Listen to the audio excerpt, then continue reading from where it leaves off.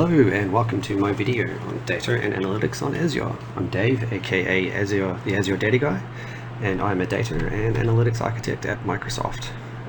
So these series of videos are going to all be about how can you transform your role, or how can you transform your business, or how can you transform your customers using analytics. Analytics is a great way of adopting to change. It is a great way of creating value inside the organization, and as we know, data is a new currency. So if you're interested in learning about how to implement these things, and maybe your organization is using Azure today, or you have an interest in Microsoft Azure, then you've come to the right place. Okay, so the agenda of this course is going to be introduction, which is what we're going through right now. So this video, we're going to look at the topics to see what you're interested in, and then we will be looking at what you need to get set up and get going. The Azure fundamentals. So if you're brand new to the cloud, or Azure in particular, then I recommend you look at this video. We'll go through some of the basic fundamentals, such as infrastructure as a service, platform as a service, networking, virtual machines, and some of the principles. If you're already familiar with Azure, you can probably skip this video. We're going to talk about storage, in particular storage around data and analytics, and how that's relevant to this course. So, HDFS compliant storage, such as Azure Data Lake Store. Then we're going to move on to the various different databases that we have inside of Azure. The managed database, what's the difference between Azure SQL and managed SQL instances, for example, and the open source offerings. Real-time analytics, we'll go through how do you do real-time analytics on Azure. There's a couple of ways. So there's stream analytics and there's Kafka. And then batch analytics, so no-code batch analytics solutions onto Azure. And of course, both of these topics will also cover data ingestion. Advanced analytics, we're going to go talk about Databricks, which is a Spark engine, and how you leverage that to do some advanced scenarios. Data governance, so Azure Data Share, Data Catalog, how do you manage data, how do you tag it, how do you have the metadata around that data, who's the data owner, and so forth. Data lineage. Machine learning, this will probably be quite a large video. I may break it down, we'll see, but we'll go into how you do machine learning and deep learning on Azure. Data warehousing, so once the data is ready for the business to consume, how do we do that? And not just from a data warehouse perspective, but also from a semantic layer perspective, so your data cubes, data marts, and so forth. Reporting, we'll go through reporting, how you can integrate your dashboards into this data estate that we've built, and it doesn't just have to be Power BI, but it can be Tableau as well and other platforms. And then of course we'll talk about operationalizing the data inside your organization. So it's called machine learning ops, but it's really about not just machine learning, but it's really about how do you use source control, versioning, collaboration for data teams inside of your organization, and really put a DevOps CI/CD lens onto the data pipeline. Cool. So the requirements, what we're going to need. We're going to need a free Azure account. So you can just sign up. It's very easy to do. I'll take you through that. We'll also sign up for a free Azure DevOps account. Azure DevOps is the Microsoft sort of DevOps platform. And if you don't have any idea about DevOps, don't worry. We'll cover that. Visual Studio Code, which is a free IDE where you can write Python and R and other languages. It also works on Mac, Linux, and Windows, of course, not just a Windows platform. Azure Data Studio, which is a version of Visual Studio Code specifically tailored for data engineers and data scientists. It's very easy to run Jupyter notebooks and all sorts of stuff in there, but we can't do everything in Azure Data Studio, which is why we also need Visual Studio Code. And that's it. All right. So let's jump on to the next section and see how we set up our Azure account. So we are here at Google, and what we're going to do is type in Azure. it'll bring us to this page, which is either sign into the Azure portal or Microsoft Azure portal. We can click here and we get this page here, and new to Azure we can go and start free. Okay, so we can go start free, and it's going to take us to the sign up page. So once the sign up page loads,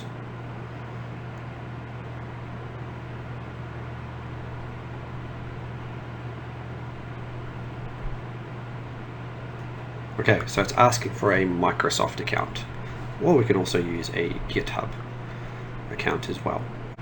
So here we are, we're going to use our Microsoft account here to sign in, and if you don't have a Microsoft account you can create one very easily.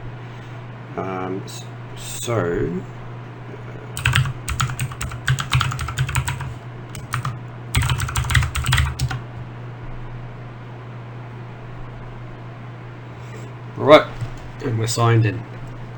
So you can get a tour here of Microsoft Azure, and I'm going to click maybe later, but this here is what the console looks like.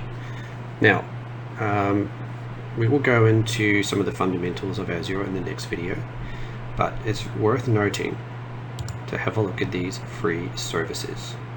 So if you create any one of these free services, you will not be billed. However, if you go and create other things that are worth a lot of money, then yes, you could get a bill for it. Now there is a way how we can put a spending limit on Azure, and again we will go through that and have a look at that in a later video. Okay, so that is how you sign up for your free Azure account. Now what's next? So the next thing that we need is Azure DevOps. So after you've signed in here into Azure, you can go open a new tab and you can go dev.azure.com. You'll see Azure DevOps here. So if you've got a GitHub account, again you can use that, otherwise you can go start free, and we can go in here. Now because we've already signed in to Microsoft Azure, it's using single sign-on and allowing us to automatically create an account using our Microsoft account. How convenient. So we're going to choose our country. I'm located in Singapore. I don't want information or tips. We're going to go continue.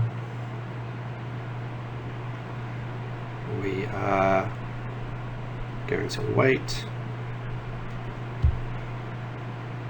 for a few seconds. And here we go. We are all signed up, ready to go. Now it's asking to create a project.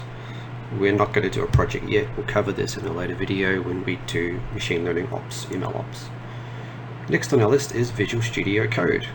So Visual Studio Code is the IDE that you use to write a lot of code. It can be Python, it can be many other things. As you can see here, I have a Python script for a different thing. For Visual Studio Code. This is what it looks like. So how do we go and get Visual Studio Code? Well, again, it's very easy.